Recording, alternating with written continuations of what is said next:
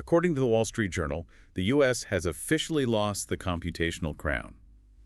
China's new Lineshine supercomputer just dethroned California's El Capitan, and it's operating with a 22% speed advantage. Yeah, and in the world of supercomputing, I mean, a 22% margin isn't just some small incremental update. It's a massive leap in the global tech race. Right, because this kind of raw processing power dictates, well, everything from drug discovery to advanced weapon systems.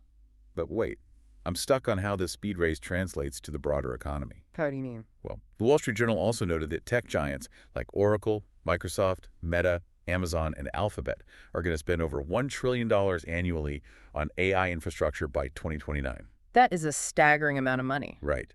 But if they're pouring that much cash in, shouldn't we see an immediate economic boost? You mentioned earlier this actually causes short-term inflation. How does that work? So it really comes down to where that capital is locked up. When companies spend $1 trillion a year, they are buying, physical servers, cooling systems, massive amounts of energy. Oh, so it's not instantly producing consumer goods. Exactly. It's driving up the costs of raw materials and power and specialized labor. So it causes inflation in the short term because, well, the infrastructure takes time to actually yield efficiency across the market. Okay, that makes sense. But for the companies already using this tech, the speed is staggering. The Deccan Herald reported 5 Indian startups hit $1 billion valuations in just the first half of 2026. Wow, 5.5 a year. Yeah, and 2 of them, NASA and Sarvam, are AI native. They reached unicorn status in under 3 years, whereas traditional companies like Creditbee, Skyroot, and Square Yards took 8 to 12 years. It's like AI is a time machine or a corporate exoskeleton. That is a great analogy. I mean, instead of spending 5 years building out massive HR and coding teams, these AI-native startups are lifting operational weights that used to require hundreds of employees. And that exoskeleton needs serious capital. The Business Standard points out Amazon just committed another $13 billion to India. Which brings their total from 2010 to 2030 to, what, 88 billion? Exactly. CEO Andy Jassy even strategically met with PM Modi right before Prime Days. It really shows how corporate expansion and government relations have to operate in lockstep at that scale. We're seeing similarly massive capital moves globally, too. Like what? Well, the Wall Street Journal reports South Korea's SK Hynix is seeking a $29 billion U.S. listing. That rivals the legendary Saudi Aramco IPO. Though even that feels small compared to the capitalization of a giant like SpaceX. But all this digital infrastructure requires massive physical power, which brings us to our local energy grids. Right, the Business Standard report. Mahanagar Gas is forcing housing societies with piped natural gas to completely surrender their LPG cylinders within 90 days of notification. Yeah, a strict discontinuation of LPG supplies. It's a forced push toward dedicated grid reliance.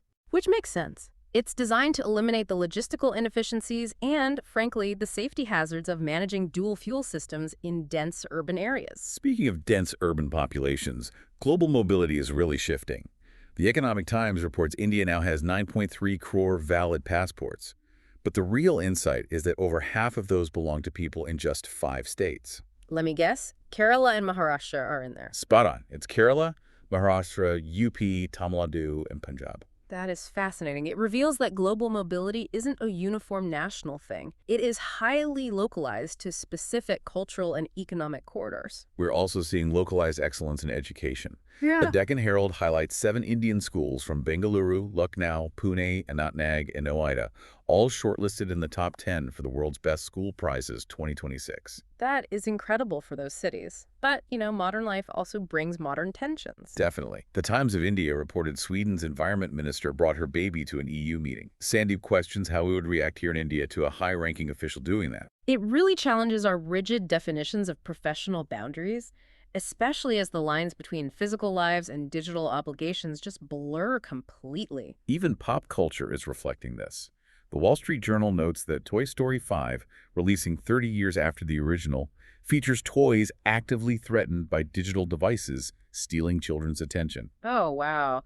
So the competition for human connection is moving from the physical to the digital world. And sometimes the consequences are just painful. Very painful.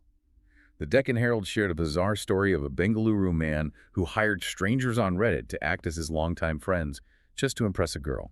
I mean, that's a stark illustration of the modern loneliness epidemic. We can build a $1 trillion digital infrastructure, but human connection operates on a much slower timeline. Yeah, Suneep adds that this sparks a conversation on migrant loneliness. He notes that his move to Bangalore after 55 years in Mumbai left him feeling disconnected due to language barriers, and he was only saved by Rotary.